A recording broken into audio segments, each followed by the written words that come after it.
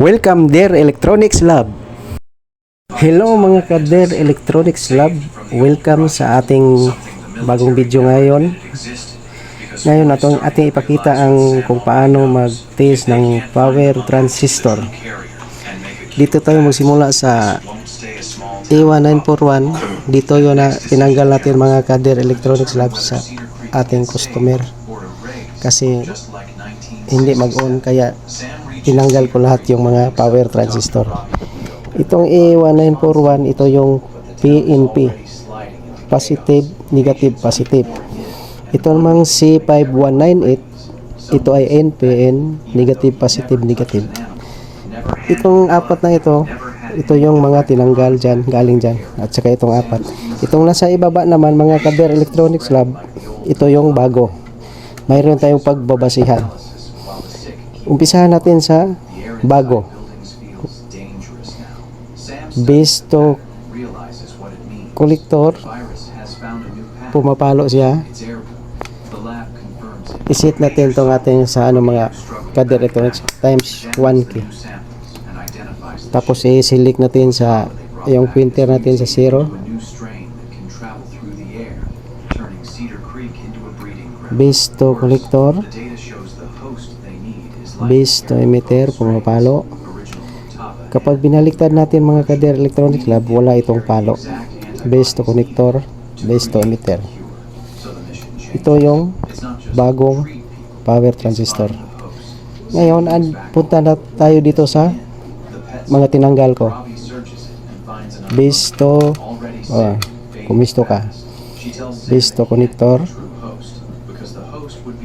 walang palo. Base to emitter, walang palo. Sa umpisa pa lang wala na. Reject. Leak na yan, sira na yan.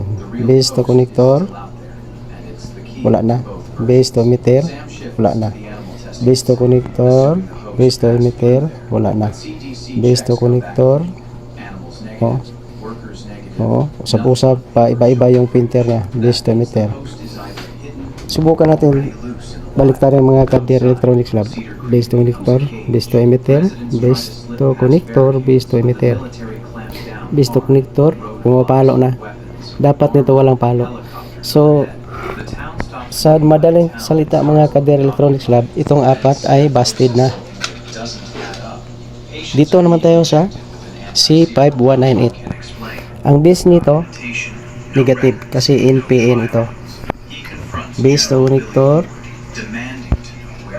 pumapalo. Iurong natin para makita nyo yung ating multi-tester. Base to connector, dapat pumapalo sa 5, sa 4. Base to emitter, pag binaliktad dapat walang palo. Base to connector, base to emitter. Ito yung bago. Ngayon dito tayo sa mga tinanggal. Base to connector, dapat pumapalo. Dapat yung printer niya nasa 5 good. Paiba-iba na yung printer, wala na. Ito yung pangalawa, base to collector, base to emitter, wala na rin. Base to connector, base to emitter, good siya, pero dito sa base to collector wala na. Base to collector, base to emitter, base to collector, wala na. Pag binaliktad natin, walang palo dapat. Base to collector, base to emitter, base to connector, pumapalo na. Wala na to. Base to connector, base to emitter, base to connector, base to emitter. Wala siyang palo. Pag dito siya sa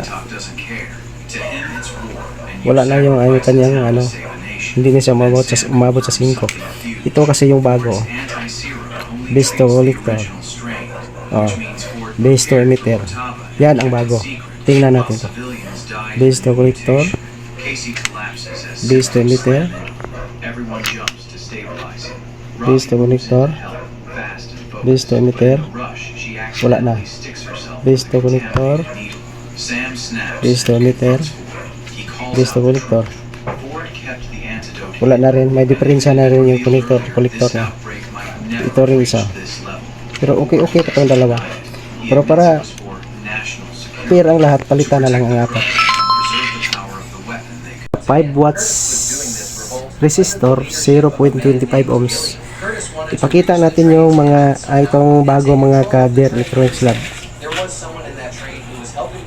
Pumapalo. Times 1 natin.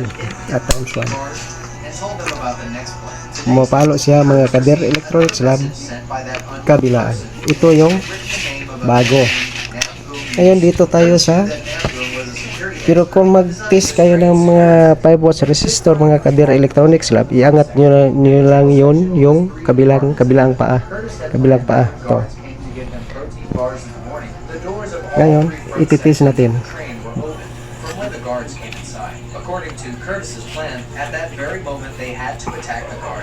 Pumalo. Yung isa. Pumalo. Itong isa. However, some people were still afraid that they wouldn't be able to withstand the guards' guns. But Pumalo. Curtis was confident that all the guards' bullets were finished when stopping the previous revolt. And because resources were limited in that train, those Pumalo. guards only kept Dito tayo sa kabila. Meanwhile, in the tail section, there was also a boy named Ed. Pumalo.